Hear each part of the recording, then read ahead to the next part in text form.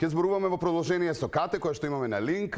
Нејзина соговорничка е Сонја Лесовска-Неделковска, која што имаше навистина можност и приватно и професионално да комуницира и да се дружи со Тоше, да знае многу работи за него и приватно и професионално, и дел од тие работи да ги напише во книгата посветена за нашата легенда. Кате, повелете.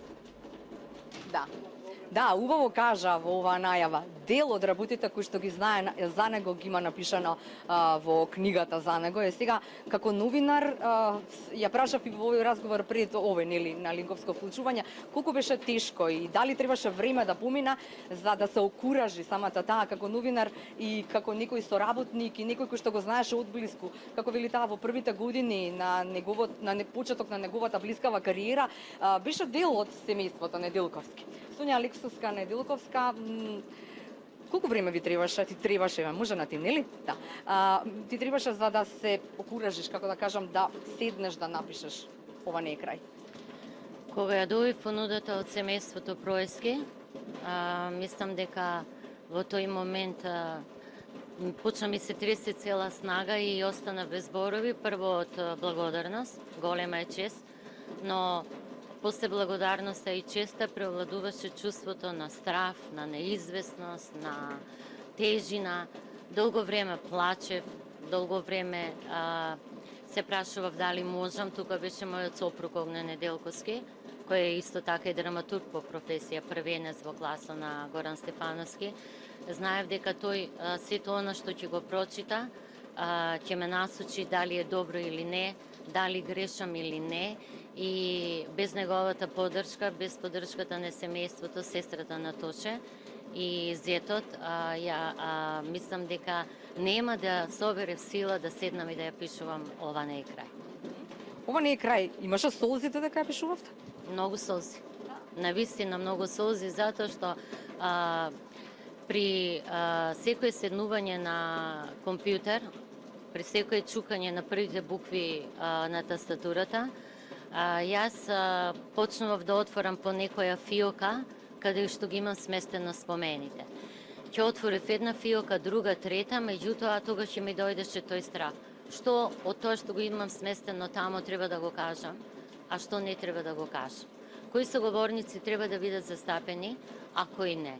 И се сеќавам еден ден, стоев баш покрај Вардар, гледам низ прозорец, и одеднаш, како капки од дожд, почнаа да врнат имињата на соговорниците кои треба да се најдат во книгата.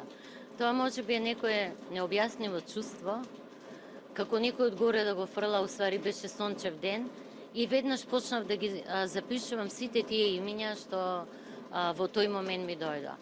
Откако ги интервјуирав, сватив дека секој од нив имало причина да биде застапен и јас сум им многу благодарна на сите мои соговорници, што не им беше многу лесно и често пати додека разговаравме и гледав солзи во нивните очи, да споделат некоја интересна случка и некој спомен со Тоше, зашто јас велам никој нема апсолутно право на ликот и делото на Тоше Проески, сите може да кажат било што и од сите треба да се научи.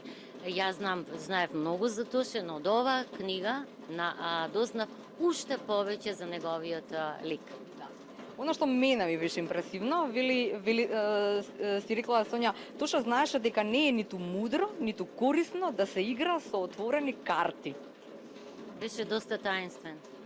Да, и екстровертна црта имаше од карактерот, а тоа заеднички па ви будеше некоја стравопочит кога ќе ви се појавеше без тој да сака. Не беше тип кој играл со отворени карти, но не беше тип кој озворува. Јас никогаш, веројатно и тука се пронајдовме, јас никогаш не сум се занимавала со туѓите животи, со туѓите кариери сум се занимавала, да, ама на работното место, а приватно не. Има една ситуација, прв пат кога отворено прозборев за една личност, бевме заедно на еден настан, со него, да, бевме заедно на еден настан и дојде една битна личност тогаш во естрадниот живот и во музиката воопшто. И тој, и додека сите ја гушка таа личност, се поздравува, јас едва ја пуштив раката и тој забележа дека раката ми е како укочена, а насмевкава ми е вештачка, што не беше својствено. Затоа знае дека ја многу бацувам луѓе и сите буквално ги сакам. И ништо не ми рече, само ме погледна и јас реков добро, сега ќе му признам и ќе го прашам. Викам те молам, кажи ми нешто.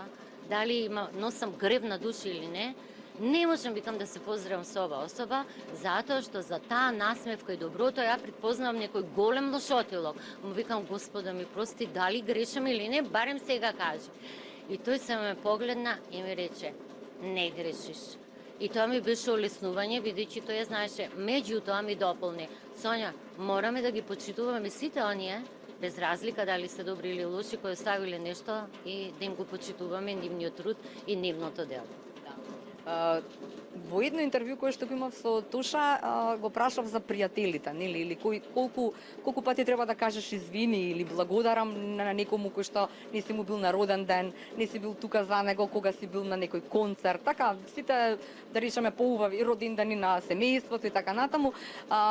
И тој ми кажа дека нели на многу луѓе треба да им се извини во таа насока, нели дека немал време за нив, дека не е тој променет, туку едноставно така, нели животот го води натаму и така натаму.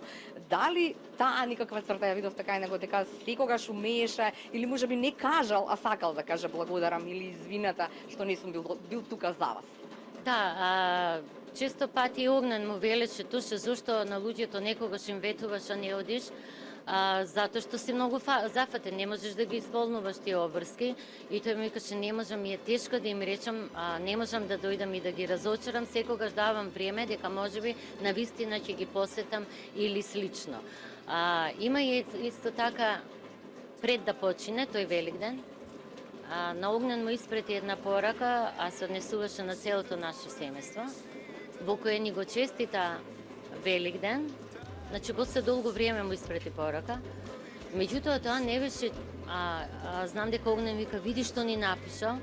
Всушност, тоа не беше честитка, него беше еден преголем текст во кој ние препознавме дека тој всушност се заблагодарува за се, досега можеби не умел да не успел да ни честита со години Великден, но ни честита со една во која препознавме една црта на благодарност и дури отпосле препознавме и некоја црта на збогување. И сега за крај, за да не бидува траурно, како да кажам, нели, сеќавањата секогаш ќе ни будат неубави спомени или може убави спомени со измишани неубави спомени за сето на што се случи на утрешен ден или пред 14 години. За прв пат ќе ве натарам сонце во твоите руси коси, беше на Тоша, се додека не стане и ваша, така некако. Мајка ми почина пред неколку месеци, јас досега немам запеано, но бидејќи таа почина пејќи 2 дена пред да почине пееше и многу ја сакаше песната, можеме да запееме затре на мојата покојна мајка и за Тоша, ја знам дека тамо некаде не слуша. Да. Ајде, Врима. Сонце во твоите руси коси, ангел што љубов мене ми носи, звезди се кријат во